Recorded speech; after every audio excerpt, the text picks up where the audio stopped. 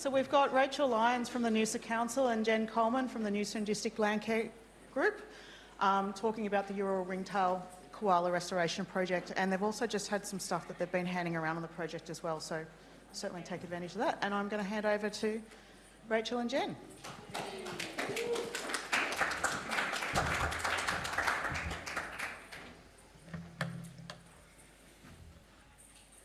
Okay. Good afternoon, everyone. We've got the slog after the last session today, so hopefully this will keep you entertained. My name is Rachel Lyons. I'm with Noosa Council. However, I've only been with Noosa Council about 8 months, and prior to that I was with Noosa Landcare for about 10 years and have been heavily involved in this project that's been a massive collaboration between a whole host of organisations.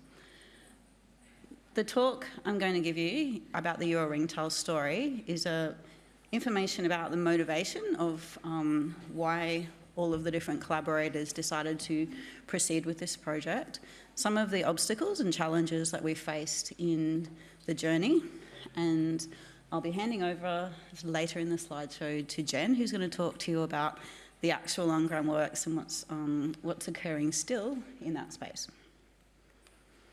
So Noosa is not unlike all other kind of coastal growth areas of Australia.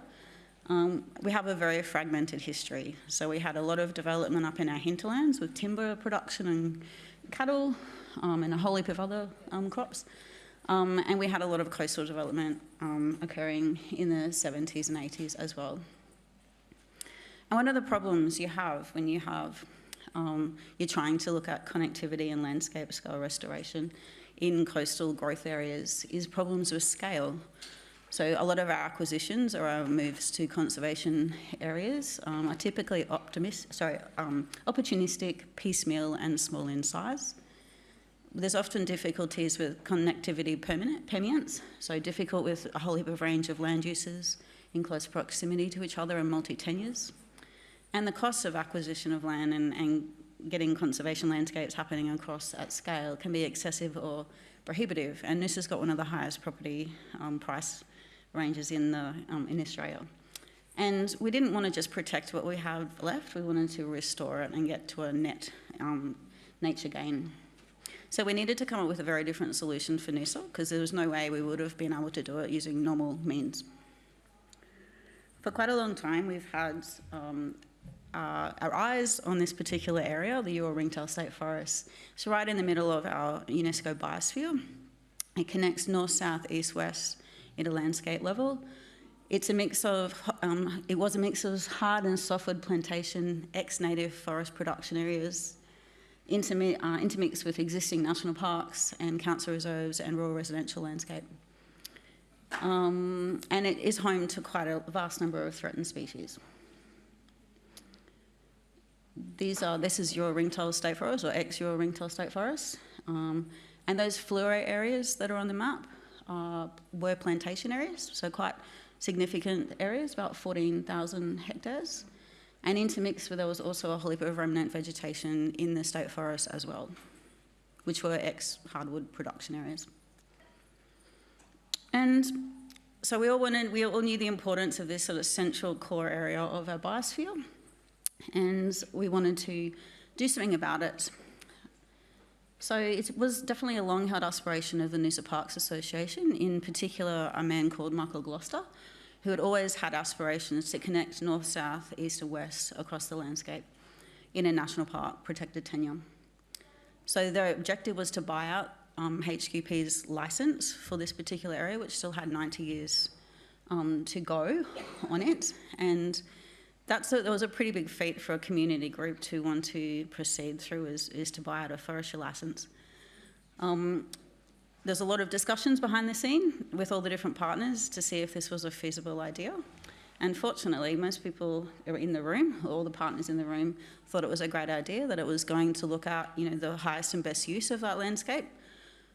And Noosa Council in 2017 helped pull together all the partners, which was HQP, Hancock Plantations Queensland, Noosa Parks Association, Noosa Council, DAF, DETSI and QPWS.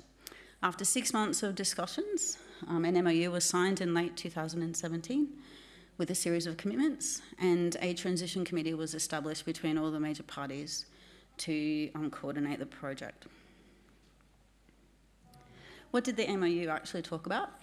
It was about surrendering the harvest licence for that area of land within the Yurol Ringtail State Forest in exchange for $3.5 million in compensation to HQP. Why HQP was interested in offloading this area? It was quite remote to all of their harvesting operations and their processing facilities.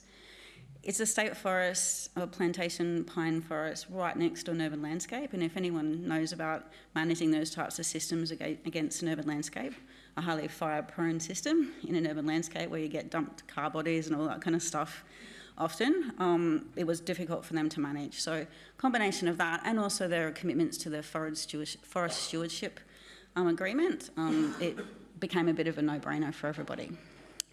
So the compensation or the funds were paid for by DETSI, the state government, Noosa Council through our environment levy, and Noosa Parks Association on an equal share basis.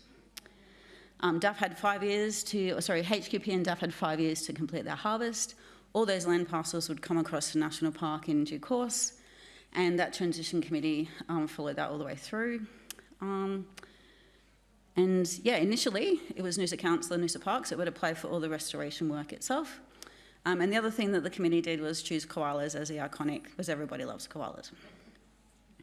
So the first phase of the restoration planning and ecological planning and restoration, which was from 2017 to 21, we sat down and developed an ecological methodology for the site. So what we were going to do and how we were going to do it. Our aim was to re-establish canopies, structural foundation, I suppose, for the area, because some of those areas had been under pine for 40 plus years, so they'd lost all the eucalypt seed stock throughout the system. We did pull together in that early phase a number of philanthropic funds and grants to start doing the on-ground work over about 127 hectares through Noosa Landcare. And there's a few names there: Body Shop, UKC, Peppers Noosa, Spa and BMRG all pitched in some dollars to help us do that. We had hand creams, we had head things, we had all sorts of stuff being sold to raise funds for the project. It was around about that time that Greenfleet kind of heard word that we were doing this really large-scale restoration project up in southeast Queensland, and they approached the transition committee to join in. For them to join in, though, they had to put a carbon agreement over title, and that title was a state forest, and that had never happened before in Queensland, a carbon agreement over state forest. So that was a big first, but what it did was it triggered a future act under the native title legislation, and it required an Indigenous land use agreement to be established with the Kabi Kabi First Nations group, who have native title rights over the area.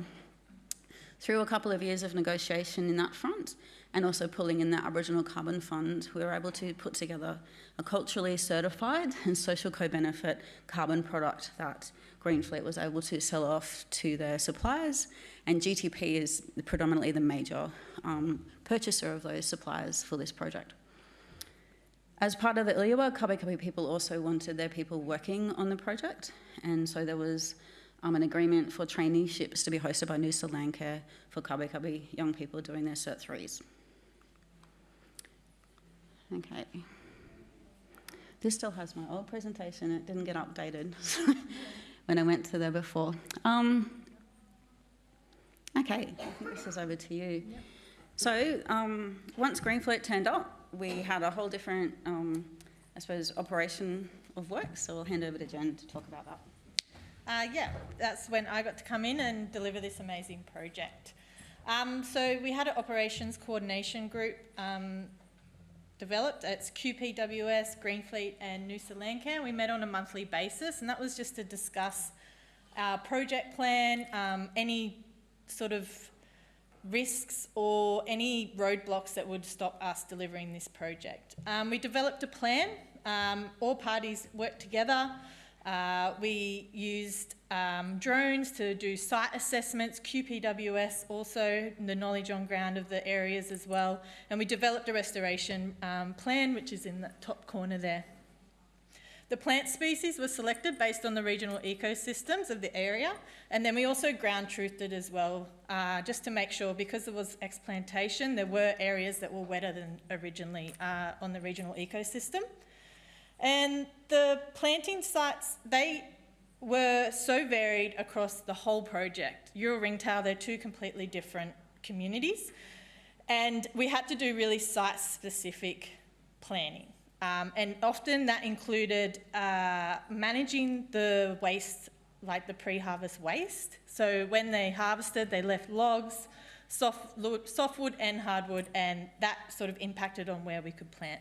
So fire was a great way and a great tool that QPWS used to reduce that fuel load. The methodology, so we identified that the key species missing was eucalypts, and the natural regeneration was intense in some of these areas. So acacia, like Commissonia, all those real pioneer species, it was thick, but those eucalypts were missing. So we went through with our contracting crew and we planted using mattocks, so just hand planting, dry planting, but we used deep stem planting. Picked optimal conditions as well. Fortunately, for the last 4 years, Rachel tells me that we've been very fortunate in South East Queensland to have very wet summers. I've only been up here for 5 years, so I think it's always this wet. And yeah, so she says I'm very lucky with this project. Due to WHS risk, so you know, our guys, we've got 10 guys out there planting, so we really need to look after them. These sites get hot. Like we're planting, you know, in summer and in the humidity, so we've really got to look after our team. Ideally, we would have liked to do more community plantings, and Greenfleet often do that, and all the partners, but it just wasn't safe for community plantings. So we did have a couple of really nice, select, groomed areas for them, but in the end, it was our team going in there and planting the trees. We also got to do cultural heritage inductions with Cubby Cubby, and all the Cert 3 trainees as well with Cubby Cubby, they joined in, they were planting trees and doing all the hard yards. So this is an example of our species list. This just shows that, you know, the regional ecosystems which we use in Queensland for vegetation, percentages, and all our so I should have said this, we grew our stock as well. So Noosa Landcare has a production nursery, so that was awesome. And challenges, many challenges to deliver this project. The lines down the bottom in there, they're cut by people with brush cutters and chainsaws. That's not machine. We couldn't use machines in a lot of it because of the stumps remaining after plantation, so hard yakka. A lot of it was Gympie mesmate left over as well, so that's a hardwood, and that coppices, so regrows from the trunk, and that is so fast growing that we had to thin that out. The pine plantations, wildlings, so yes, they clear all the pine, but for years after, that pine is just germinating. So we've had a combination of hand clearing using chainsaws, brush cutters, but also we did have to bring in some machinery.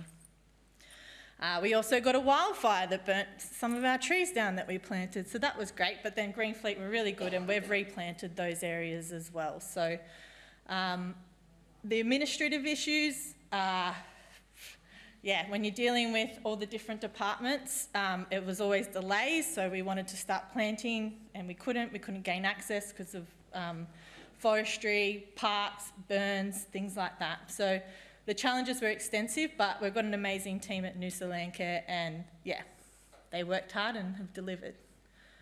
Progress to date, so there's some figures. So at the moment, we've done 773 hectares of revegetation, total of 251,000 trees. We've still got another 60,000 to plant this year, so that's, you know, it's not much time. And then another about 100,000 next year. So that's the project. And monitoring. Oh, I didn't say about the survey.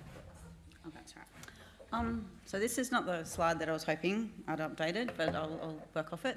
So we are looking at monitoring the effectiveness of this entire project in a number of ways. So not only do we do transect survival surveys and the likes on the ground, but we're also, Noosa Council funded some work from QT to undertake LiDAR and multispectral analysis to track our vegetation growth over the sites.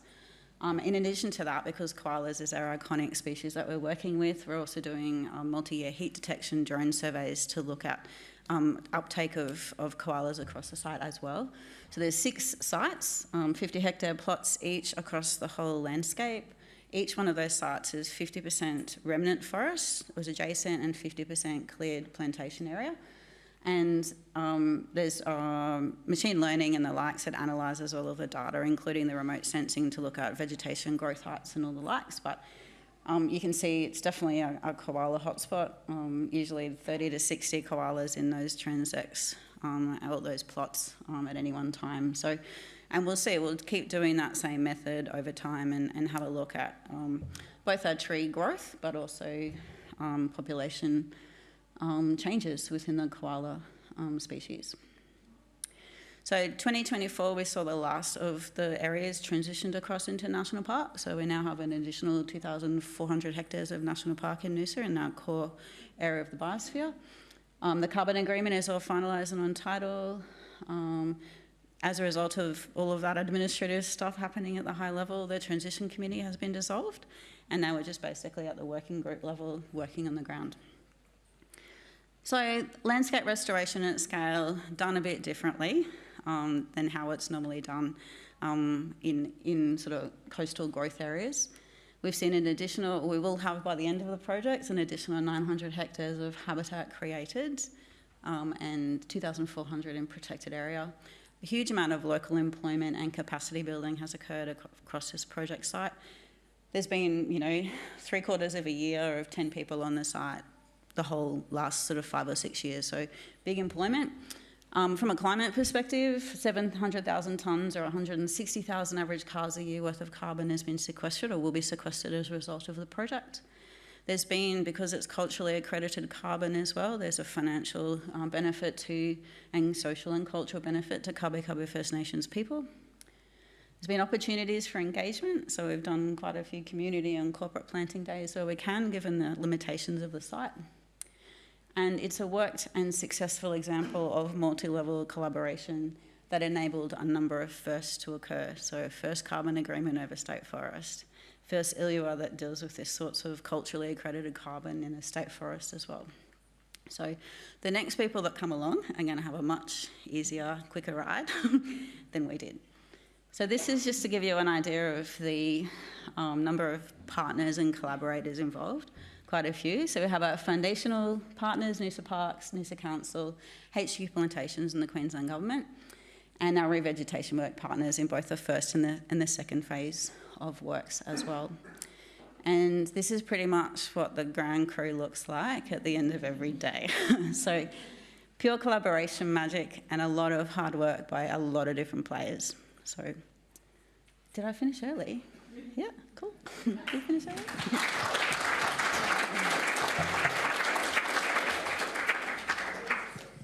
No worries. Thank you, Jen and Rachel. It's certainly been a monumental journey, obviously, to get your project to this point now and many learnings from it that hopefully others will benefit from. So we've got some time for questions.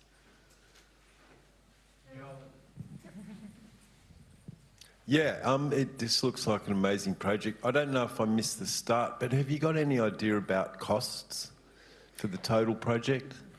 And where that money came from primarily? I know you had a few small partners. Yeah, so the actual acquisition of the forestry licence came from Noosa Council, Queensland Government and Noosa Parks Association on an equal contribution.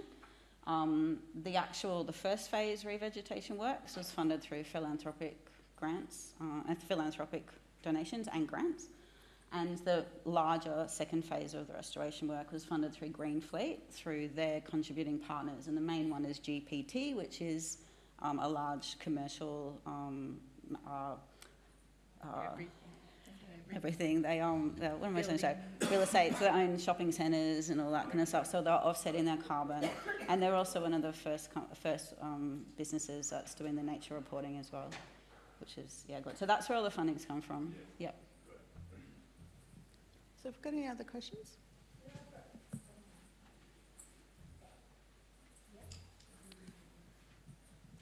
Thank you for the inspiration.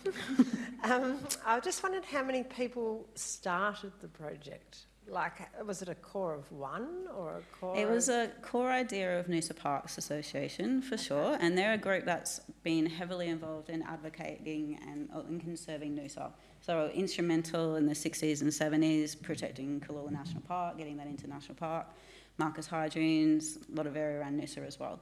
So they've been a really early stage conservation organisation. So that was their idea, and then they've pulled all the different partners together. And it was just it's pretty much a once in a lifetime kind of opportunity for the community. And you can't buy a normal house anywhere near the beach now for $3.5 million in Noosa. So to get 2,400 hectares of land for that price was a pretty good deal, we thought. That was really good. How did you get the partners motivated to want to be part of this? Because one of the things that always interests me is the financial side of it, because you said you had to go to philanthropic business. How did you get people interested enough to put their money into it? Yep. And if you had a choice, I'm interested in how much effort that took to do that. So A, how did you get them interested? And B, how much effort did it take to do that? I wasn't involved in the initial kind of willings and dealings behind the scenes. I was more operational and getting all the ecological stuff together for it. But it was only about a 6-month time frame between initial discussions and the MOU being signed. So it was a really quick turnaround. It was just a no-brainer for everybody. I mean, for council, getting that much money for their environment levy acquisition budget was big, massive. QPWS and Queensland Government thought it was a great financial arrangement as well, and HQP and DAF, who were operating in that area, albeit in a marginal capacity with forestry activities in that area, thought it was a great idea as well and were willing to come to the party. So the timing was really right, everyone's interest was right. We all knew that the highest and best use for that land in the longer term was doing this project. So, yeah. No worries, thank you. Do we have any other questions? Yes. Over there. Just a question about the carbon credits on state tenure. I'm not sure if I misunderstood, but so the benefit of that credit flows back to traditional owner group in this instance, is that correct? Yep. Yep. So there's your base carbon price, and then your cultural accreditation. That's sort of the icing on the top, and the icing is what goes to Kabi. So awesome.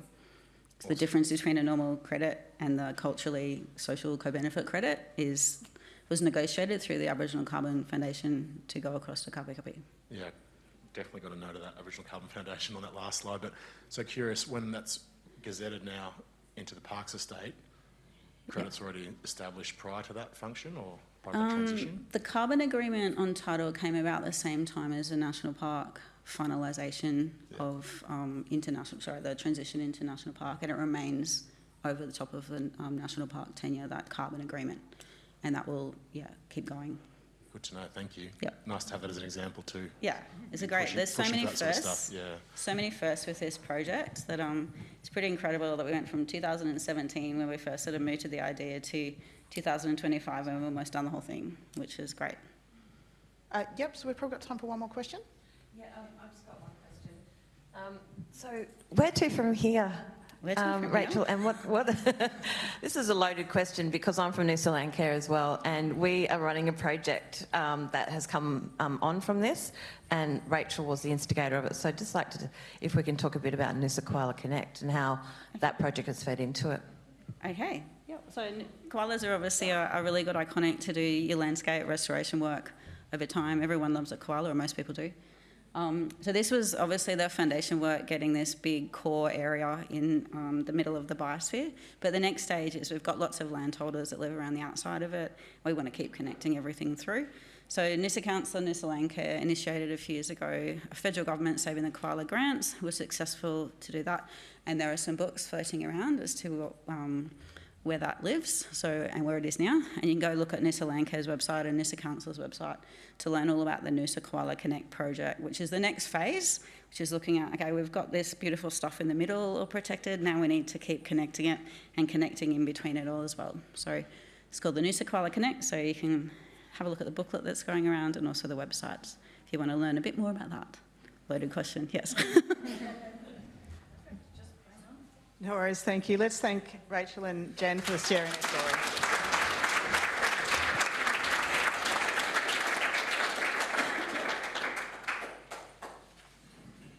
So thank you for coming.